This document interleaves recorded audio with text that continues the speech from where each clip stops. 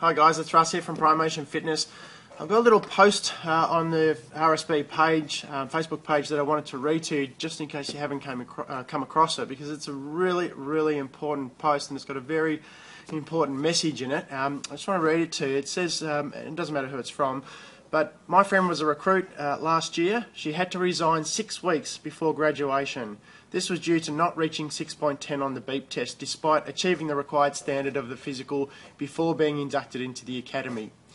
Now, there's a little bit more to that story. Unfortunately for that particular recruit, she had gone into the academy, or was tested rather, as an applicant to get into the academy under a slightly different system where the scores were based on age and gender. And they did away with that, and now, of course, there's one set of scores for everybody. Some people gained an advantage out of that. For example, the guys, say a 25-year-old male, used to have to get 9.4 on the beep test, and now, of course, 6.10 is the requirement for everybody. Some of the girls, and I believe this particular recruit was in that position where she actually had to increase her score to 6.10. But the point is, when you're reading that, if it doesn't shake you up, there's something wrong with you.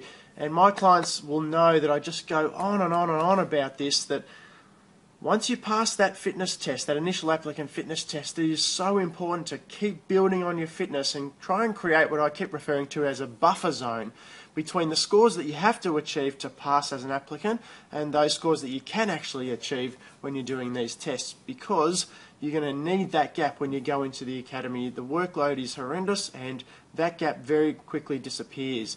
And it's just unfortunate, you know, some people bust their butt to get to the minimum scores as an applicant and pass, and yet they go to the academy with very little to spare. I mean, if a 6.10 on a beep test, for example, is the best score you can get and you're really having to work your butt off to get to that 6.10, it's going to be tough when you can't put in the same amount of training while you're studying at the academy as you used to when you're working hard, you know, preparing yourself for the applicant fitness test. So that's a really important post, and it's got a message in there that I just keep hammering my clients with. You know, build up that buffer zone as much as you possibly can. So really important post, that one. Okay, the other thing I quickly wanted to mention is that the fitness test, unlike any other part of the application process, is really quite unique in that the initial exam, you have to pass that once. You go off to your local station for a little interview, and you have to do that once. You fill out your medical booklets, send them off. You only have to do that once. You'll do a selection panel interview, which you only have to do once. You'll go into the academy and start your training, which only happens once. But if we go back to an earlier part of the application process, that is the fitness test, of course you've got to do that as an applicant to pass. But as you can see from that post, if you weren't aware, whilst you're doing your academy training, you have to continue to maintain that fitness standard. It's referred to as the physical profile for recruits undergoing their training, but for applicants, the fitness test and the physical profile is the same thing. So you may arrive at the academy for your training, and literally in the first few days that you'll arrive, you'll be doing those tests again to ensure that you're at the minimum standard.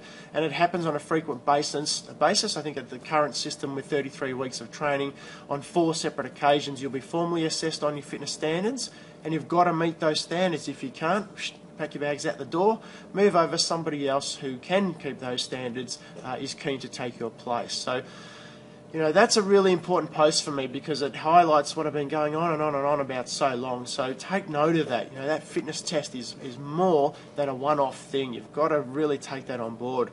Okay. Something else I want to mention to you here, a couple of things, but for those who are coming along to our group coaching program, thanks for booking in. Please let me know if you haven't received all of your training manuals now. I should have got a link to download all of your manuals, etc. We've got 3 places left now for that session, so if you're keen, you need to get on and get yourself organised fairly quickly. We've got the exclusive use of the basketball stadium. We've hired the whole venue. It's ours for the day. There is off-street parking, so there's no issue with that. It's free off-street parking. There are toilets at the facility. There's changing rooms. It's indoors, obviously basketball court's dry, so really it's a great environment for us to be able to replicate, I mean really almost exactly the environment that you'll be doing the fitness test in. We've got exactly the same equipment. Dynamometer is the same model as I used to use with the recruits at the academy. We've got the obstacle climb. It's all there, everything we need to replicate that test as close as you can possibly get.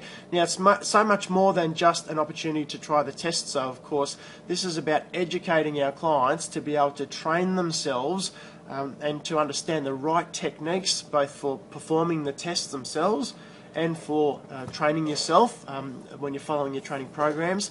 And it's really about giving you all the tools and all the information and all the support that you need to get yourself as a priority up to that minimum standard so that you can pass should you get the call up for your fitness test at the academy.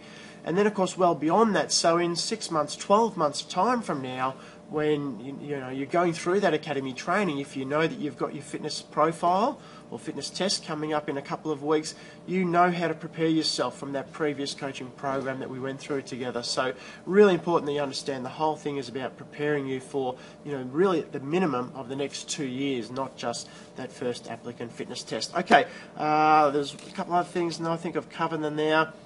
Yep, that's that. I'm just looking at my notes. Yep, good. Okay, now all covered. All right, we'll leave it at that, guys. As I say, three spots left for our group coaching program, which is on Sunday the 10th. So if you're keen to grab one of those last few places, head over to our website and book yourself in, or give us a call at the office and we'll have a chat to you over the phone. All right, guys, looking forward to the session. Again, contact me if you haven't received your manuals yet, and I'm really looking forward to meeting you face-to-face on Sunday at the coaching program. Bye for now.